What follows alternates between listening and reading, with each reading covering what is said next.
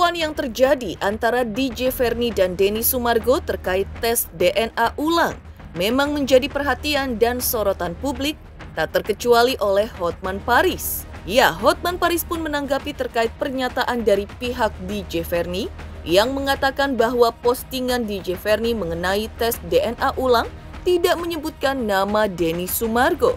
Lalu seperti apa tanggapan Hotman Paris atas pernyataan dari pihak DJ Verni mengenai tidak menuliskan nama Denny Sumargo di postingan tes DNA ulang? Benarkah perbuatan DJ Verni tidak termasuk pencemaran nama baik Denny Sumargo? Lalu seperti apa juga penilaian Hotman Paris atas laporan Denny Sumargo dengan counter dari pihak DJ Verni yang selalu menegaskan tidak menuliskan nama Denny Sumargo dalam postingan tes DNA ulang? Akankah upaya hukum Denny Sumargo untuk mendapatkan keadilan dapat tercapai dengan pembelaan dari pihak DJ Verni? Lantas, poin-poin apa sajakah yang bisa membuat DJ Verni bisa diproses atas kasus pencemaran nama baik yang dilaporkannya?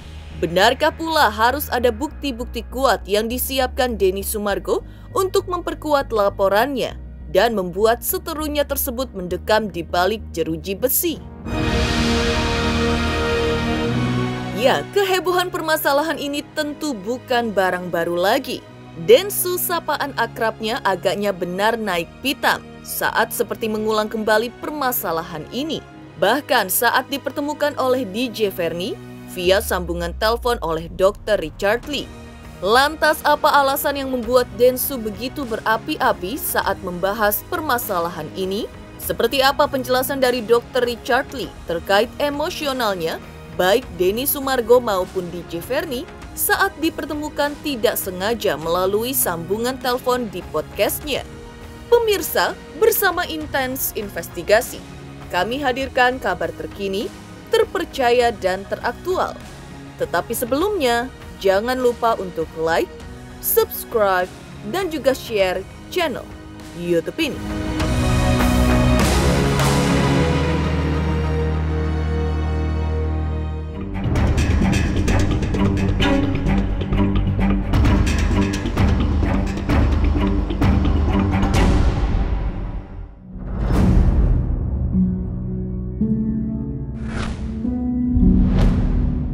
Pemirsa Intens Investigasi, perseteruan panas yang menyeret nama mantan pebasket nasional Denny Sumargo dengan seorang wanita bernama Verni Hasan alias DJ Verni semakin memanas.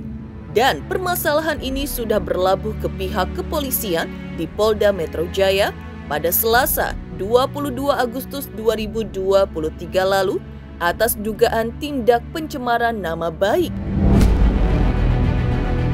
Dan untuk mengetahui bagaimana kelanjutan laporan ini, mengingat DJ Verni dan kuasa hukumnya selalu mengatakan tak secara tertulis menyebutkan nama Denny Sumargo dalam postingannya tersebut. Tim Intens Investigasi pun menemui pengacara kondang Hotman Paris Hutapea yang juga dikenal sudah puluhan tahun mengawal permasalahan hukum dan tidak terkecuali terkait permasalahan serupa seperti halnya yang dialami Denny Sumargo dan DJ Verni. Lantas apa kata pengacara kondang Hotman Paris Hutapea terkait postingan DJ Verni yang selalu disebutkan tadi ditujukan kepada Denny Sumargo? Benarkah karena hal ini DJ Verni dapat lolos dari jeratan hukum? Dan bagaimana juga Hotman Paris menanggapi laporan Denny Sumargo terhadap DJ Verni ke polisi? Akankah laporan Denny Sumargo dapat membuahkan hasil ketika pihak DJ Verni menyebutkan tak ada nama Densu di postingan tes DNA ulang milik DJ Verni? Bisa nanti dari segi akan dipanggil saksi ahli. Oh, dari saksi ahli. Nanti akan dimaksud bahasa ini maksudnya ke siapa, itu bisa.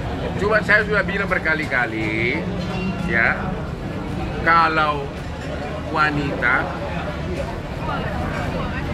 tidak ada upaya hukum untuk memaksa pihak laki melakukan tes DNA apakah bayi yang dilahirkan sama dengan bapaknya, karena hubungannya itu mau sama mau. Tidak bisa polisi memaksa agar si laki mengetes. Upaya gugat perdata pun nggak ada. Jadi memang kalau hubungan mau sama mau susah untuk dipaksa untuk tes DNA.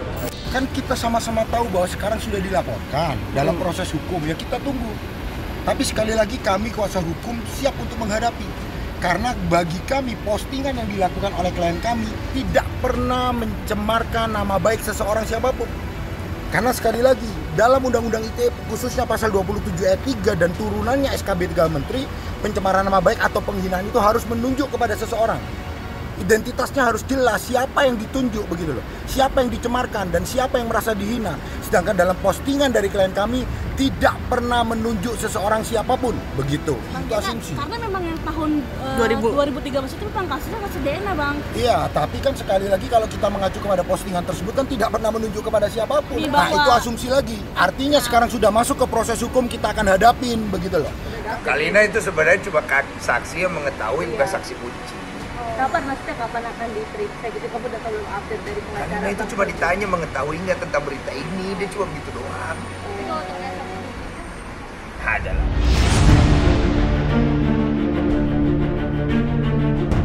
Ya, DJ Ferni mengatakan dengan postingan yang disebutkannya, tak ada nama Denny Sumargo dalam postingan tes DNA ulang tersebut. Meski begitu, dalam jumpa wartawan yang digelarnya beberapa waktu lalu, ibu dua orang anak itu sempat menyebutkan jika ia merasa kesal dengan podcast milik Densu sapaan akrabnya yang disebut-sebut kerap membawa namanya dan permasalahan lamanya saat itu. Denny Sumargo pun menantang apabila tersinggung dengan ucapannya di podcast miliknya, DJ Ferni bisa melaporkan dirinya ke polisi. Lalu seperti apa tanggapan Hotman Paris akan hal tersebut? Benarkah sebenarnya DJ Ferni bisa melaporkan Denny Sumargo ke polisi apabila merasa tersinggung dengan ucapan Densu di podcastnya? Saya kasih tahu ya, kenapa saya sama sekali tidak suka dengan Densu di podcastnya tersebut, selalu mengungkit masalah. Karena anak saya ini sudah umur 11 tahun yang sudah main sosmed, ya. Dan sedangkan saya ibu yang susah payah membesarkan dia sambil kerja, sambil mengembalikan mental dia. Kalau misalnya itu terus-menerus diungkit mau 20 tahun, 30 tahun, orang yang tadinya tidak tahu menjadi tahu, orang yang tadinya lupa menjadi ingat. Kalau misalnya netizen serangnya ke saya nggak apa-apa, tapi kalau bisa serangnya ke anak saya gimana? Gimana mental anak saya gitu? Dia seharusnya mikir itu. Sebenarnya waktu itu dari podcastnya dia, pertama saya udah tegur, ya. Pertama itu saya udah tegur, ini apa maksudnya? Dia bilang enggak, saya menceritakan kisah saya. Oke, nggak apa-apa, saya maafin pertama. Kedua, saya masih sabar. Ketiga, udah mulai serangan banyak nih ya, saya sabar. Tapi keempat ini tiba-tiba saya bangun tidur yang saya capek kerja, 1000 komentar itu menghujat saya. Capek nggak sih kayak gitu? Maksudnya mau cari apa lagi? Nama dia sudah bagus. Nama saya dan anak saya yang rusak seumur hidup.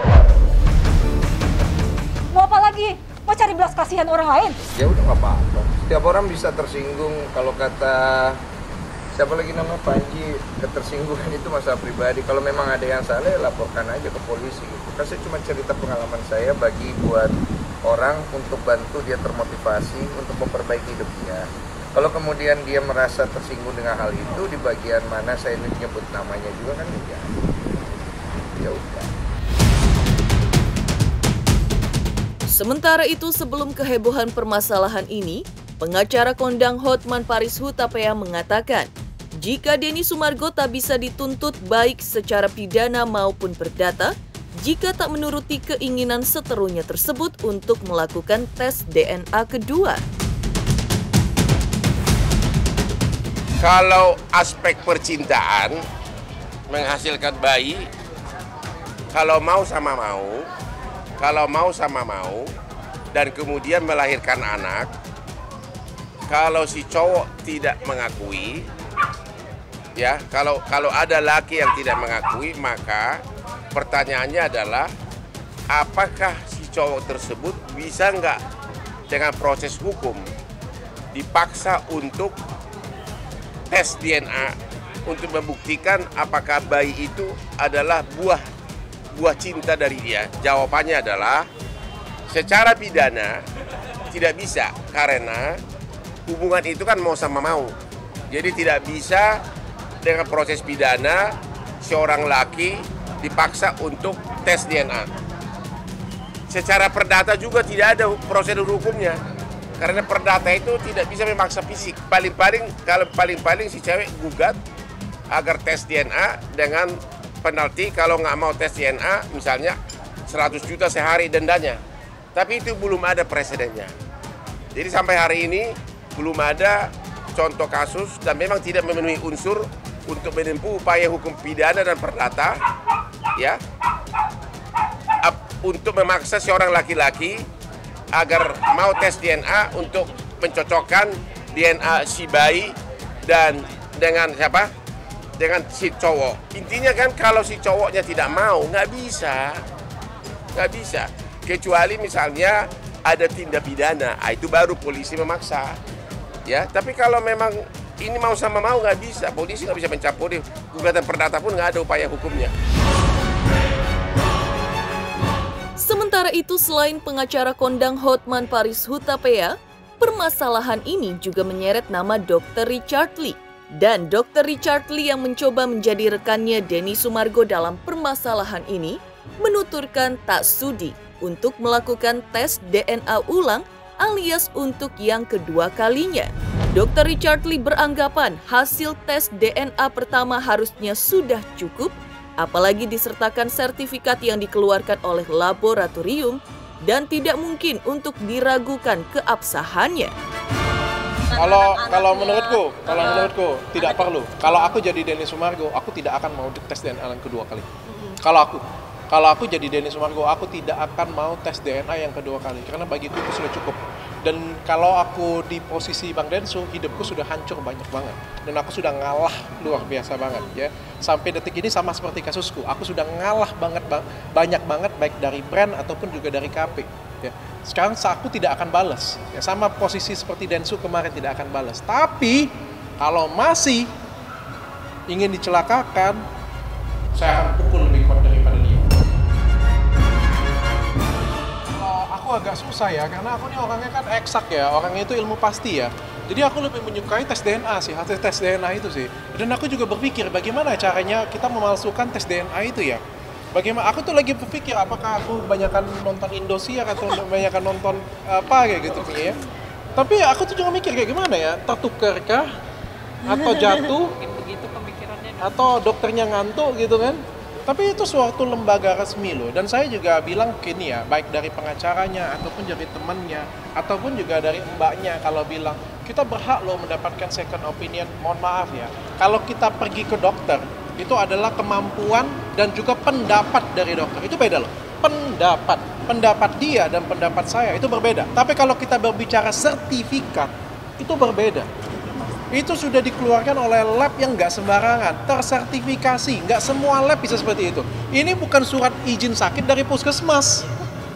Ini sertifikasi. Aku tuh ngebayanginnya kayak gimana bisa ngomong bahwa itu diragukan. Nggak masuk akal bagi aku, tapi ya hak masing-masing ya. Selain mencoba menjadi Denny Sumargo, dalam podcastnya yang mengundang sahabat DJ Ferni, sempat terjadi aksi saling tegang saat Densu dan DJ Ferni dipertemukan tak sengaja melalui sambungan telepon. Lantas bagaimana cerita Dr. Richard Lee terkait awal mula ketegangan tersebut? Pemirsa Intens Investigasi, jangan lupa untuk like, subscribe, dan juga share channel YouTube ini. Halo, saya Lucky Perdana. Jangan lupa saksikan terus Intens Investigasi setiap hari hanya di YouTube. Dan jangan lupa untuk like and subscribe.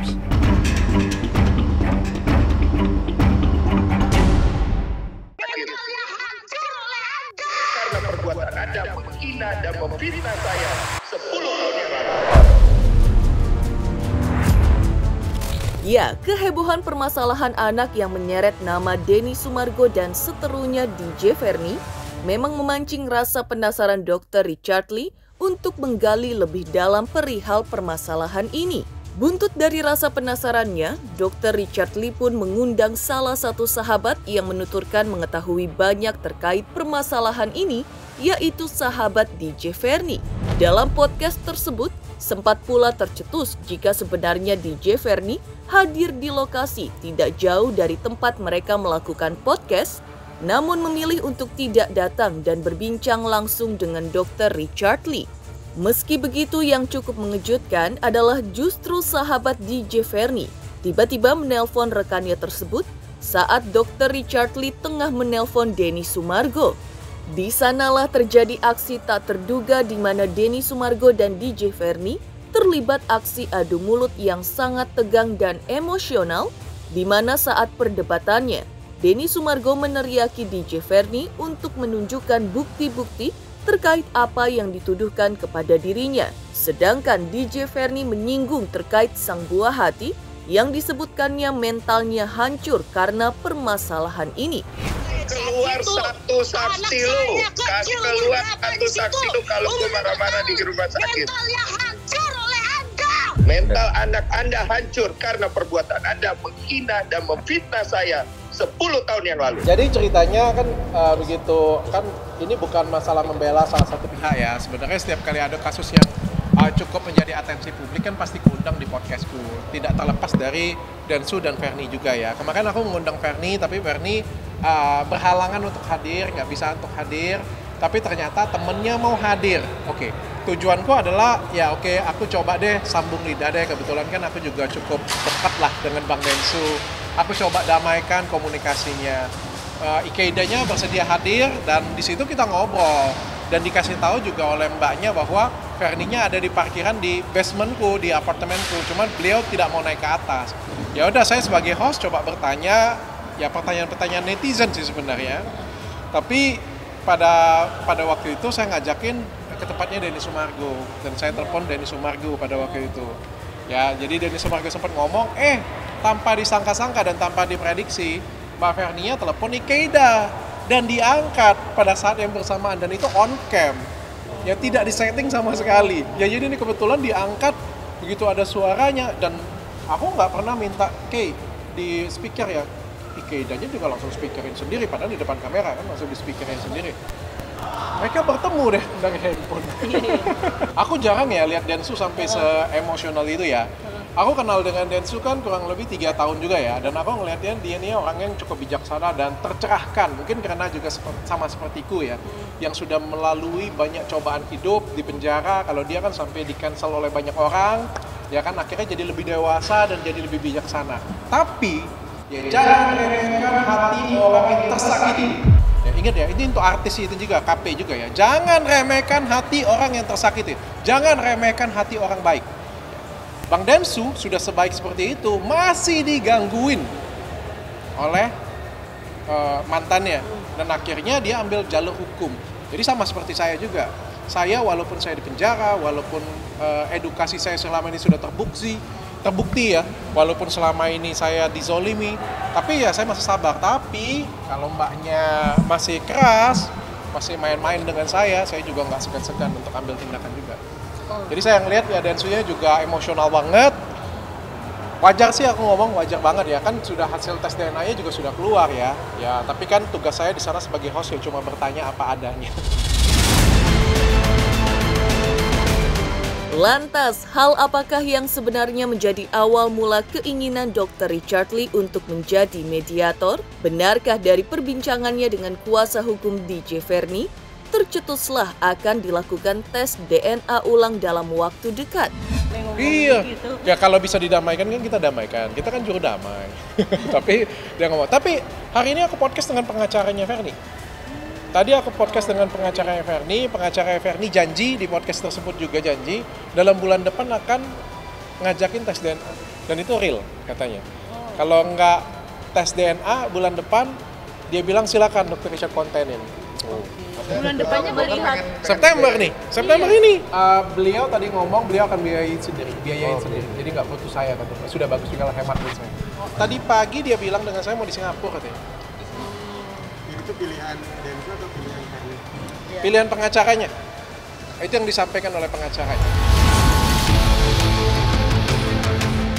Sementara itu, jika berkaca pada ucapan kuasa hukum DJ Verni, dalam waktu dekat akan segera dilakukan tes DNA kedua. Lantas seperti apa penerawangan Denny Darko melalui peneropongan kartu tarot miliknya? Pemirsa Intens Investigasi, jangan lupa untuk like, subscribe, dan juga share channel YouTube ini. Halo pemirsa Intens, apa kabar? Gue Jeffrey Nicole. Jangan lupa saksikan Intens Investigasi 3 kali sehari. Dan jangan lupa buat like, comment, dan subscribe.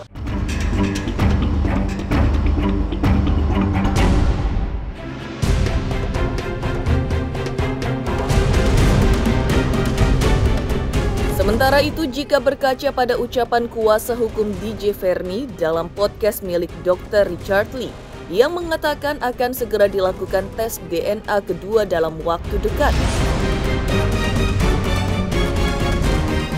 Tes DNA menurut kuasa hukum DJ Verni kabarnya juga tidak akan dilakukan di tanah air, melainkan di negara tetangga Singapura. Lantas, seperti apa penerawangan Denny Darko melalui peneropongan kartu tarot miliknya?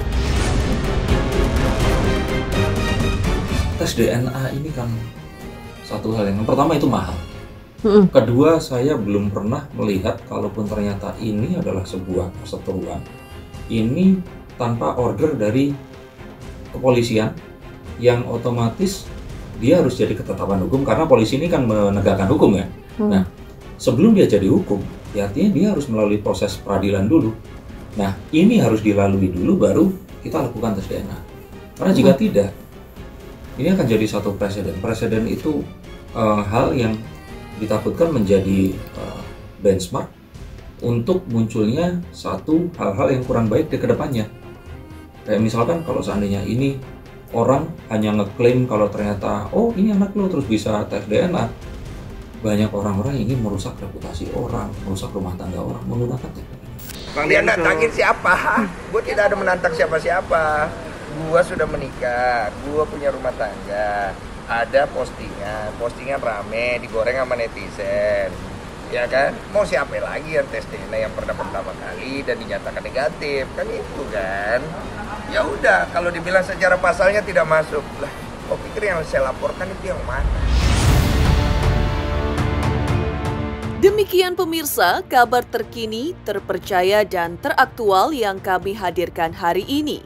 Saksikan terus Intens Investigasi setiap hari Senin sampai dengan Sabtu hanya di YouTube channel. Pastinya jangan lupa untuk like, subscribe, share, dan juga komen channel Intens Investigasi.